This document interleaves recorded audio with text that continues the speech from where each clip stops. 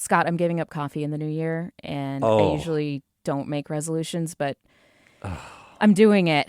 No coffee, and so far, status update. Okay. Miserable, headache, brain fog. No. This is a good reminder that trying to improve your life is just not worth it. You should just stay the same. I regret every everything. year. Yes. It's been less than 24 hours of 2025, and all the lights are too bright in here. I want to punch walls. Save yourself. Don't make resolutions. Yeah, we need to get you some sunglasses. Yes, while please. we tape. Well, give up coffee, change your life, or don't. Your life will change, whether you like it or not this year. Let's dig into it on Sound Politics.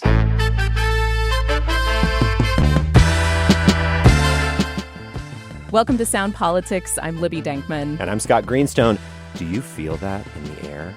As of midnight on January 1st, life is a little bit different for most of us in Washington state. That's because there are new laws governing your life, particularly if you're a minimum wage worker, an Uber or Lyft driver, a low-income student, a crane operator, a stripper, an orca, or one of many other occupations and or animals. Joining us to decipher 2025's new laws and regulations is KUOW state government reporter Jeanie Lindsay.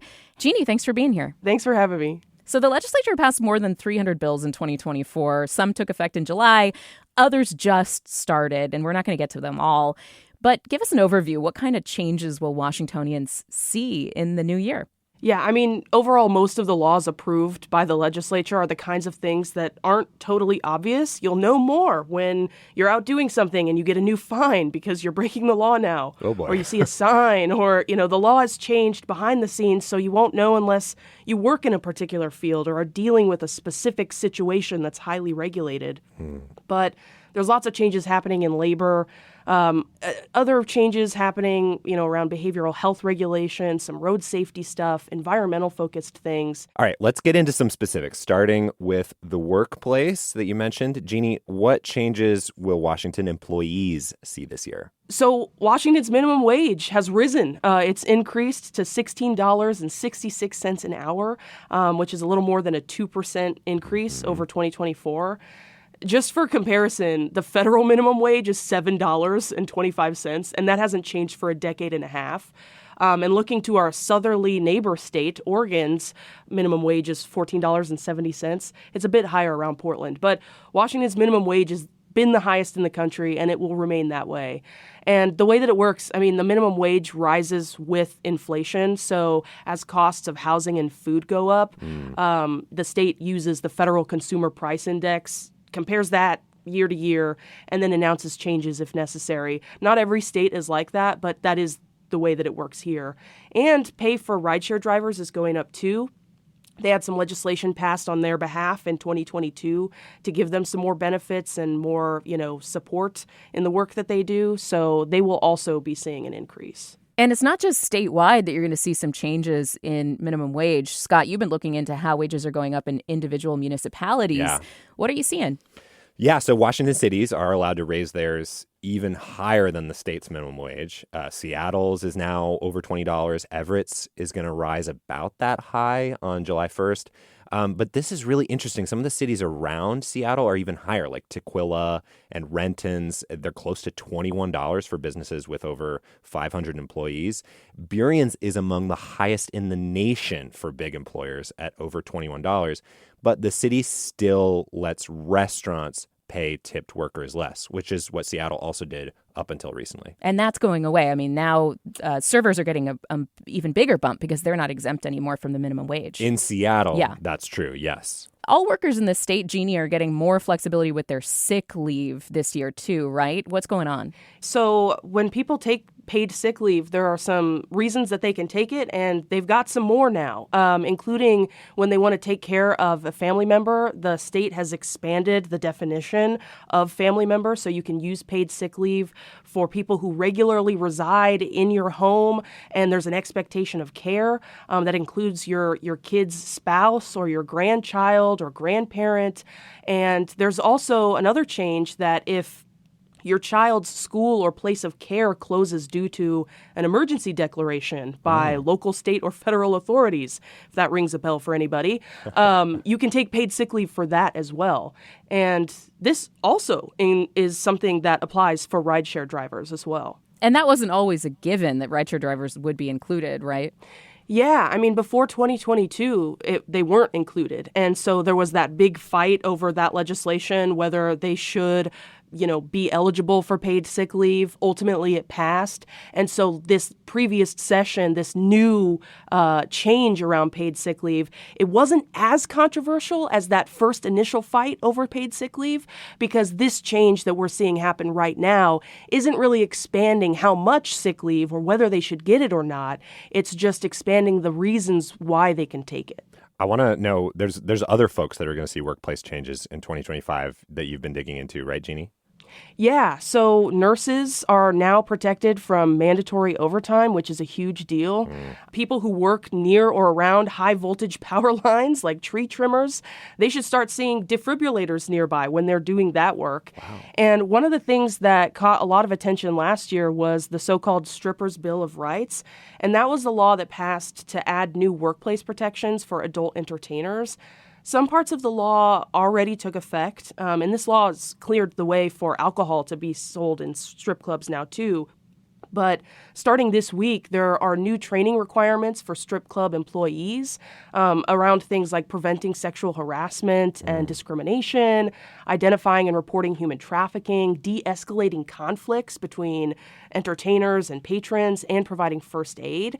And then another part of the law is designed to block clubs from charging excessive fees for entertainers. And there's also going to be some security measures that are in place, too. So some pretty significant changes there.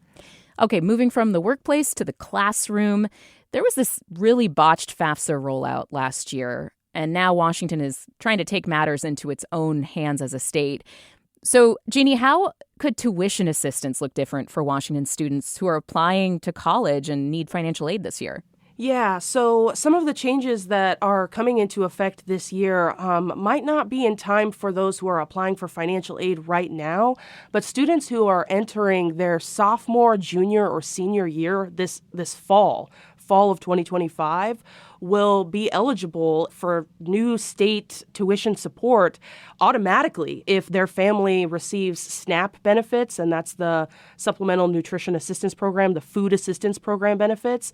So if you're a 10th, 11th, or 12th grader and your family gets food assistance, new state law that goes into effect this year will automatically make you eligible for state tuition support, and essentially starting in 2026 will give you free tuition, which is a pretty big deal. And there's some concerns around people who don't love this idea. They worry that, that automatic eligibility will make it so some kids don't feel like they need to fill out FAFSA, which they totally should, because there's a lot more that kids can get when they fill that out. But it's a pretty big step for people who are maybe thinking about college and not sure that they'll have enough money to pay for that they will be automatically eligible if their family is getting those food benefits. So we have talked about wage increases, other changes in the workplace.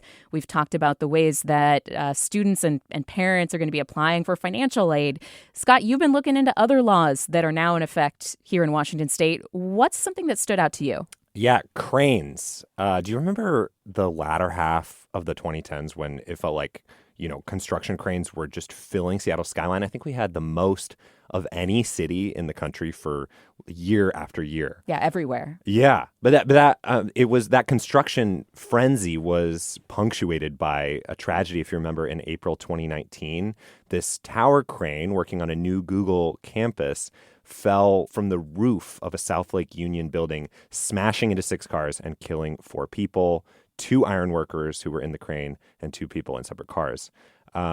So fast forward 5 years, new regulations have taken effect this year. They basically require permitting for construction cranes, as well as a safety zone where bystanders need to clear out while the crane is being set up and taken down.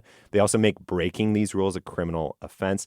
And I bring it up because, obviously it's the next chapter after this tragedy that happened years ago.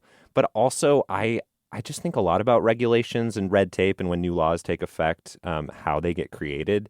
There are not so many cranes in Seattle's skyline today, and housing construction is slowing. The state is having this whole discussion about how to remove regulations that slow down housing construction. But regulations like this, right, they kind of say, slow down, go over the safety regs. This is how they come about when tragedies strike. Yeah, I mean, and I remember in 2006 when a crane crashed into an apartment building and killed a man in Bellevue. So It's not the first tragedy that we had involving cranes. And I think a lot of people are hoping that, they're closely watched and that things don't suddenly fall out of the sky. Jeanie, any other laws that you want to shout out as we are wrapping our conversation about the new laws of 2025, which I can't believe we are now in. We are currently in it, everybody. We are in 2025. There's two that come to mind, and they're also around safety and, in the aftermath of tragedy. Sorry to bring down the vibe even more, but there's a new law that's in place where if you're a negligent driver who hits and kills a pedestrian, a cyclist, or other vulnerable road users, you can be charged with a new type of gross misdemeanor, punishable up to a year in prison or jail, a $5,000 fine, and suspension of driving privileges. Vulnerable road users are people who are like riding scooters and skateboards or like in a wheelchair, or if someone's traveling by horseback. And even if you don't hit and kill that person, even if you seriously injure them, you still could be penalized with up to 100 hours of community service and traffic school. This change for these penalties are pretty significant, and in response to state data that shows that since 2014, the annual deaths of vulnerable people on roads has more than doubled, which is wild. The state of safety on our roads is just so bad right now. It's something that I hear them talk about a lot in the legislature. So I'm expecting we're seeing even more safety stuff coming up. I think that there's a lot of conversation around how we design our roads to be safer for bikers and pedestrians. But there has been less over the years about enforcement. And we do know that traffic enforcement by Seattle PD, for example, has gone way down in recent years. And so it'll be interesting to see, these kinds of negligent driving infractions, this new gross misdemeanor. It can include if you're using your cell phone while you're driving, if you are passing in an unsafe way that will, endanger your fellow drivers. But interpretation of the law is going to be really interesting because it's like, okay, what is an ordinary amount of safety? How are you going to be able to tell if this rises to the level of this new negligent threshold? But I do think that a lot of folks have noticed an increase in dangerous driving and speeding and racing. And so we'll see how the negligent driving penalty maybe affects behavior, maybe gets in people's minds when they're on the roads. Before we go, we have to talk about orcas, Jeanie. There's a big orca change happening.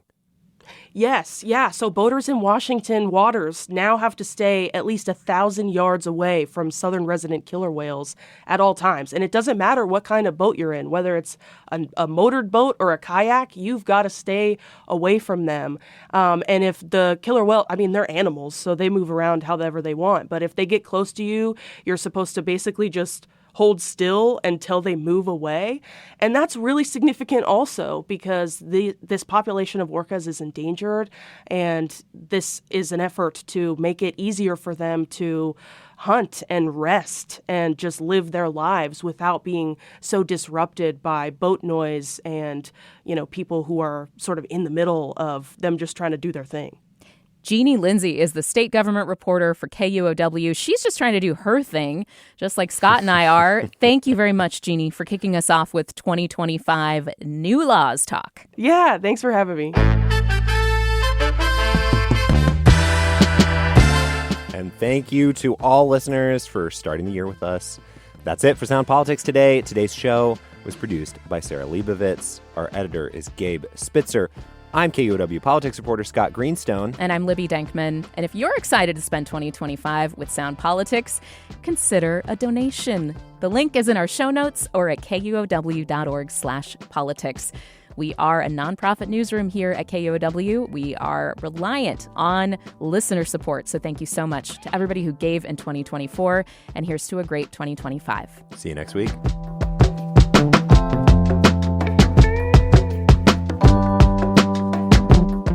This is Libby sans caffeine. Yeah, she's better. Just straight, no chaser. 2025 Libby is doesn't need caffeine. She's better without it. I'm gonna be like that person who ascends the mountaintop and is so looking down on everybody who has substances in their life eventually.